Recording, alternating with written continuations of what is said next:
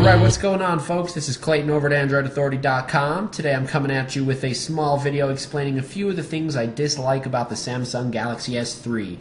Now, I've spent a lengthy amount of time with this device, and I really love a lot of the features it has to offer. It's a great phone, it's solid, it's fast, and it meets every single need that I ever have.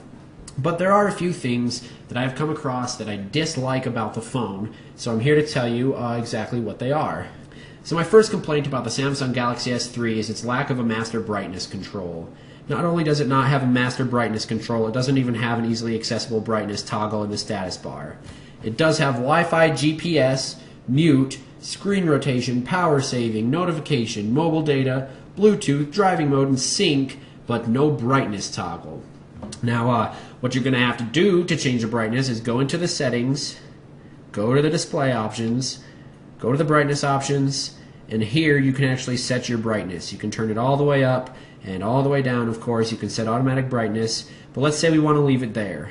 We've got our brightness all the way down. When we go into an application, we actually have a different brightness than we do for the entire system.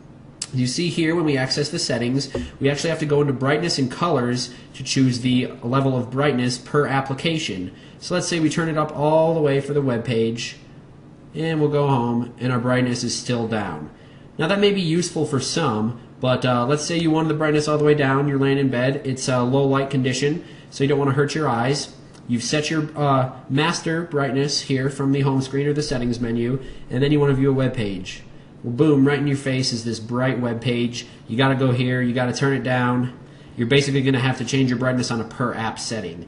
And that can kind of get annoying unless you have automatic brightness selected for every single setting. But I personally dislike that feature a lot. Another thing I dislike about the Samsung Galaxy S3 somewhat is its placement of the capacitive buttons here. For example, let's say we're browsing a web page.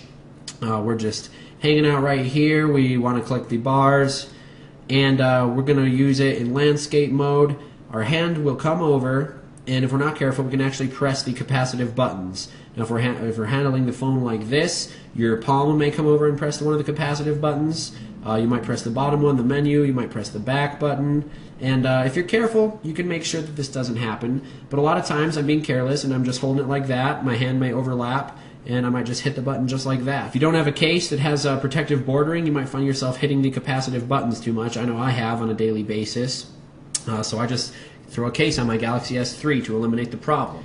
Now, anyways, my last complaint with the Galaxy S3 is its difficulty in making folders. So you see my home screen here is filled up with apps, but let's say I'd like to make a folder.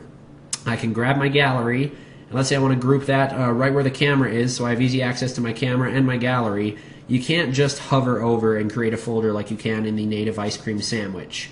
In fact, there's not even any options anywhere to bring it down and make a folder, and you can only just replace the dock bar icons with the icon that you've selected. Let's say we wanted to attempt the same thing by grabbing an app out of the tray. We'll go here and we'll grab the gallery. We still cannot hover over another icon to create a folder. We actually have to go down to create the folder, and when we do that, it still doesn't go to the same home screen that we wanted it to. In fact, there was no room, so it just didn't even make it at all, which is quite an inconvenience. In order to make a folder, you have to have enough space on the home screen here. You can't grab this and bring it down. You have to go to the apps, grab it, move to create folder, then it'll create a folder, grab the app you wanted to originally put in the folder and put it in. Then when you open the folder, it dims everything else and makes it seem like your folder is much out of the way. Now, these problems can all be fixed. You have different launchers that you can install to eliminate the problem with the folders.